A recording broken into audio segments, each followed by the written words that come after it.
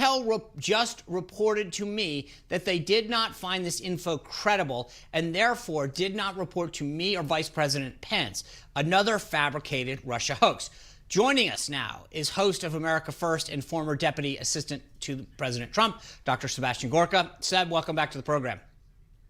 Thanks for having me, Sean. All right, so there's two things that I think jump out at me in this. One is this allegation that the president was briefed on it, and the DNI, the Director of National Intelligence, John Radcliffe, he tweeted this out, just to be clear, that said that the president was not briefed. His tweet reads in part that he has confirmed that neither the president or the vice president were ever briefed on any intelligence alleged by the New York Times. All right, Seb, so, it goes on to say the New York Times reporting and all other subsequent news reports about such an alleged briefing are inaccurate.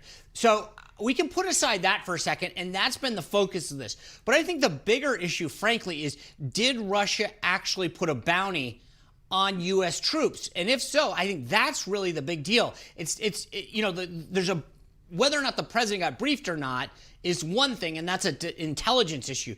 But did it happen or not, I think, is probably the bigger issue. If the New York Times is reporting about it, it probably didn't happen. Look, I'm flattered to be invited on your show, Sean. I was just a deputy assistant to the president. You were his press secretary.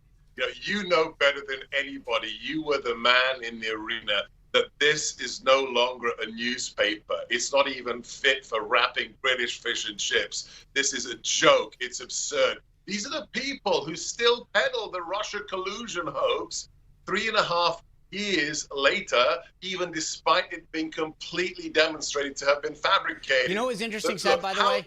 So, what was fascinating to me is when Nancy Pelosi was on George Stephanopoulos' show, she said to him, I haven't been briefed on this. Well, normally in a situation like that, the Speaker of the House and the Senate Majority Leader would be briefed. And so the question is, if she didn't know about this, either they kept her out of the dark or it didn't happen. Or, as the president and others have suggested, that it was one report, but it didn't merit actually a credible threat, and it was just either a rumor or an allegation that never got verified. So, but the funny part about it, what stood out to me, was when Pelosi said that she had not been briefed, it adds credence to what the president is saying, is that it wasn't a credible threat.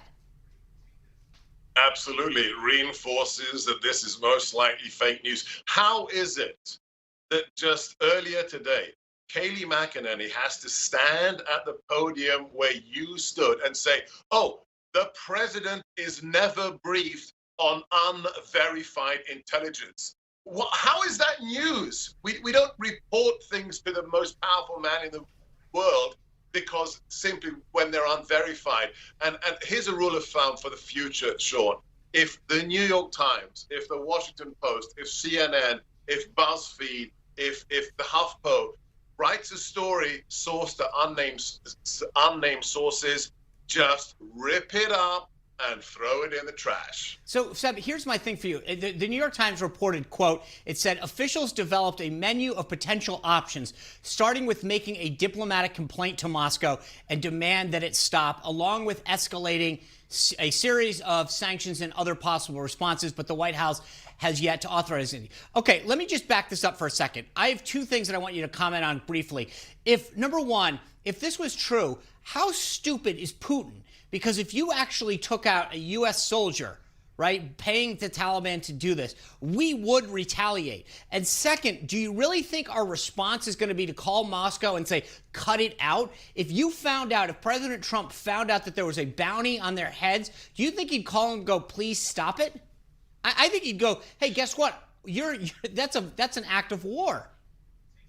Two comments. Number one, this is the toughest president on Russia since Reagan. Just thanks to oil and gas independence, fracking, sanctioning, kicking out so-called diplomats from America. And by the way, this is the only president in modern history who greenlit the targeting of Russian mercenaries in the Middle East, killing more than 200 in Syria. Yeah. That's who Donald Trump is. And this idea that the administration, somebody in the administration worked out a set of options without the president being briefed that this thing has occurred, that tells you it bogus. That's fake bingo.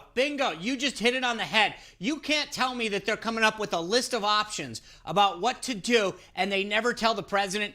Steb, you just got called bingo, because that's absolutely spot on. There's no way it would have gotten this far, and then to go, hey, by the way, should we tell the president about this? Anyway, we're out of time.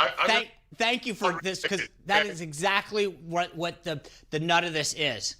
So I appreciate you coming back, because that explains it better than anybody. People shouldn't read the New York Times. They should just listen to this show and figure it all out. Thanks, guys. All right.